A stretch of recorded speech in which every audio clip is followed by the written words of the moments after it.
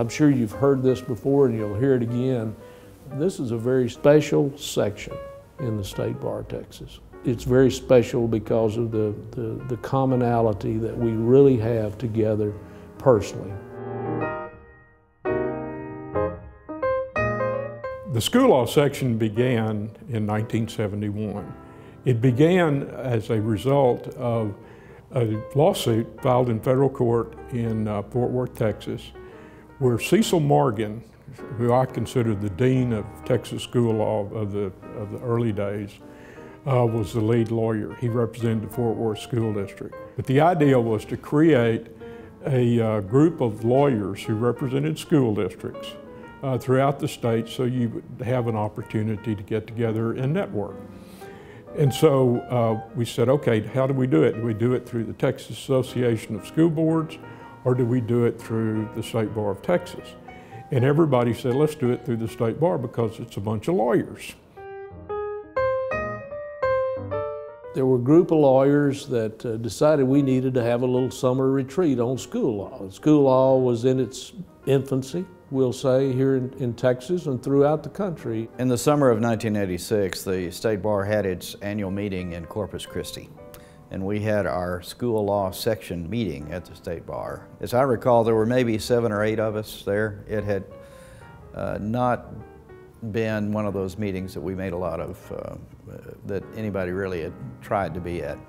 And we would have a 2-hour or 3-hour meeting. Somebody would make a presentation. We'd have a business meeting and we'd elect officers for the next year. And that was it. There wasn't much chance to get to know people or to have fun. And so over time, we began to look at the money that we were accumulating because everybody paid dues every year. I think it was maybe $25 back then. And we had a lot of money and we didn't have anything to do with it. It is 25 years ago, but I remember Kelly Frells was probably the first guy, and I said, look, we have some money. Why don't we do something? Or just go to some place. The idea being that we'd get both sides of the bar together, those that represented school districts and those that represented employees, and have them in a family situation where nobody would have any reasons to be upset with each other, and we could build some relationships that might help us have a much more relaxed practice in terms of trying to work out situations. And we'd also be able to use up some of that money. The idea was to have an event someplace and underwrite many of the costs so that it wouldn't be very expensive to bring families. And so the idea was put on the table, okay, well, let's investigate a retreat. And somebody said, there's a great retreat place north of San Antonio, kind of out in the country, called La Tapatía. So let's think about doing that.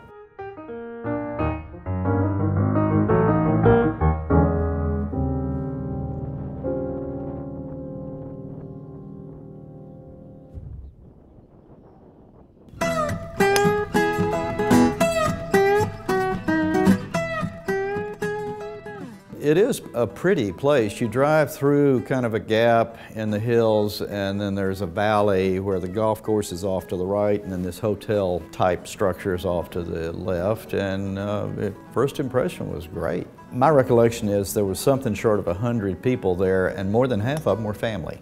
We probably had 40, 45 lawyers, and then all the rest were spouses and children. What we didn't know was that it was dry, that the developer was a teetotaler, a temperance type, and he wouldn't allow alcohol on the premises. Some brought their own. Once they found out that it was dry, it was just a short trip over to Bernie to the package stores, and so, yeah, there were several there that enjoyed themselves spectacularly. We had a very good Friday night dinner. A Friday night dinner that was so good that there were a number of folks that needed to be carried back to their room by the time dinner was over with. And then the rest of people who were still standing adjourned to the pool. and stayed there until the wee hours of the morning. And my favorite memory of that is Steve Braun, who was one of our lawyers at Bracewell at the time. And Steve is up and doing these Indian chants, and he is framed by a full moon that's come up over the hills. And he's just really into his Indian chants, which I'm assuming he hadn't done probably since the days when he was a Boy Scout. And I'll never forget that. That was a great moment. I was a bad golfer back that time. And the prize was this guy standing up on his knee and breaking the, you know, whatever it was. That night after the golf course shut down, there were a lot of deer out on the back of the golf course that you could see from the club up there. And so everybody had a nice dinner and probably a little beverage, and we all decided we wanted to try to go out and get as close as we could to the deer. So here we were, plaintiff defense, didn't make any difference. We all took off with our spouses. And as we went out on the golf course, of course, the deer began to move away from us. And we kept that up until we actually ran them in the brush. And then all of a sudden, the golf course sprinklers came on. And so we were all just totally soaked. By the time we got back to the club and got into our rooms to dry off, we sort of discovered that we had a lot of things in common. And it's just one of the very special things that happened out there that weekend that I remember. I just think it was wonderful. And I look back on it and I think it kind of sent us all a message that we could get some things accomplished if we stayed together.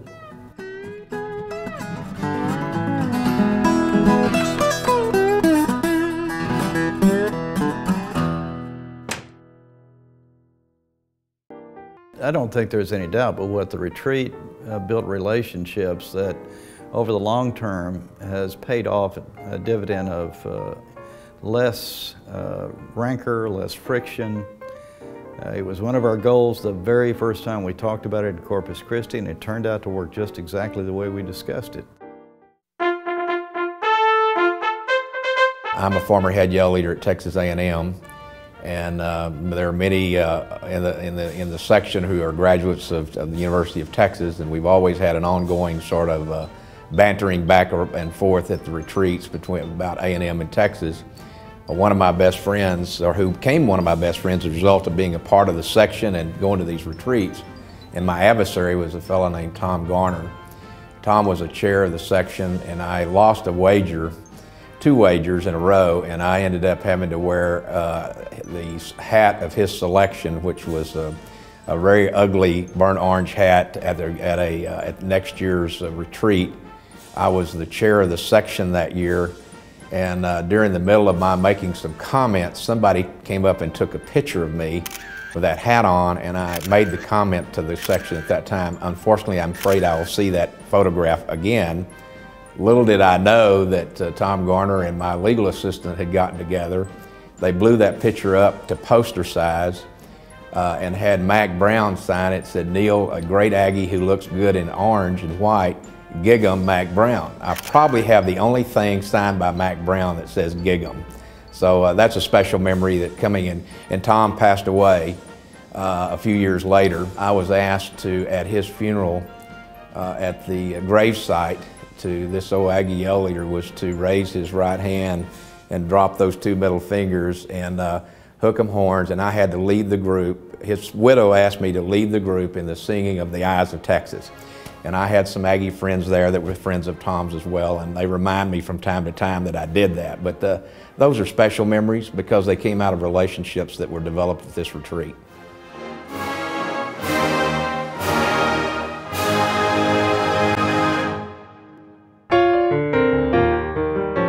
The people are just great.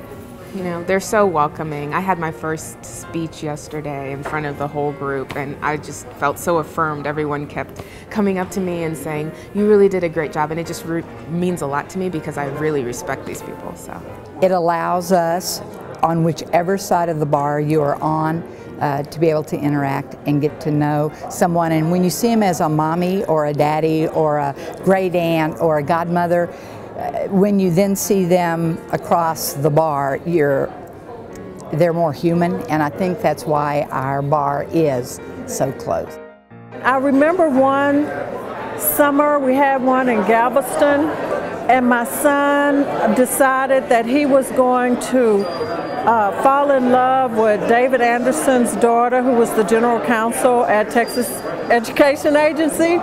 And so he walked around with her, and they just really hit it off. And now he would probably be very embarrassed if I told him about that, because I don't even know if he remembers. But I remember it being so neat that he probably never would have met her at all if it hadn't been for the school law retreat. And we have lots of relationships between families. My children have grown up going to the summer retreat, and now actually my eldest daughter is a member of the school law section and practicing law with me, so we've sort of come full circle at my house about that. And this summer I fully expect that my grandson will be the next generation of our family to come to the summer retreat. But it's the relationships that matter. It's the friendships that we form across the dinner table, or in the hotel bar, or out on the grounds of the hotel, that really are more important than the seminar materials that we get from the retreat.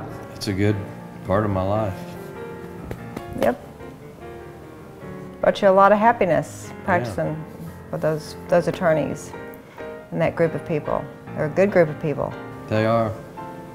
Very good group of people. I wish I could be practicing with them.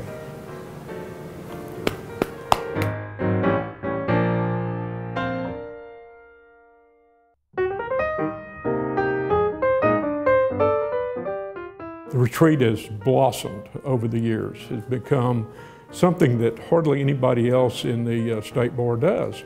Interestingly, I think the kids of the state of Texas really have benefited because the lawyers know each other. They've eaten together, they've had cocktails together, they've played sports together, they've been to seminars together, and they know each other. So when it comes to representing clients who are opposed to each other, they're going to act responsively when it comes to treating the other lawyer with dignity and with clients with dignity. And I think that generally the state of Texas and the profession, and particularly education, has benefited by the lawyers of the state of Texas and the school law section.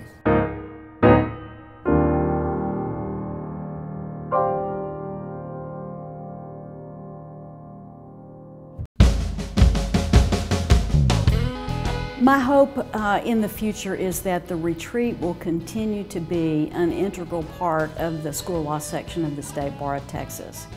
I think it has dramatically changed the discourse for this whole group of lawyers, the way we talk to each other, the way we deal with each other. I think it has really embodied the notion that people should practice law in a civil manner, even if they're opposite of each other.